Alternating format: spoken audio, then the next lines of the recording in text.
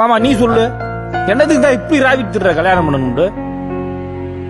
நான் எப்படி கேட்ட, ஊரெல்லாம் சுத்தி தின்னுட்டு வீட்டுக்கு போறப்ப நானே கதவை திறக்காம உள்ள இருந்து என் பொம்பளையால் கதவை திறக்கணும். குடும்ப தலைவர்ன்ட்டு என் பேர் விட்டு ரேஷன் கார்டு வாங்கினான்.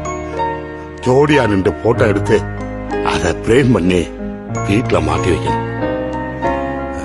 பொம்பளை இல்லாத வீடுண்டு என் வீட்டுக்கு பத்திரிக்கையே வந்ததில்ல. எனக்கு பத்திரிக்கை வரணும் பிள்ளைய. இங்க அந்த விஷயத்துக்கு என் பொண்டாட்டியோட போய் நல்லா சாப்பிட்டு முறைய செஞ்சு கொலாரடியால என் பேரை கேட்கணும். இங்க ராத்திரி எங்கேயாவது நின்று ஆளுகளோட பேசிக்கிருப்பேன். ஏய் என்ன இன்னும் வரலையா, எம்புட்டு நேரம் அப்படின்னு ஒவ்வொருத்தரும் என் பொண்டாட்டிட்டு இருந்து போகணும்.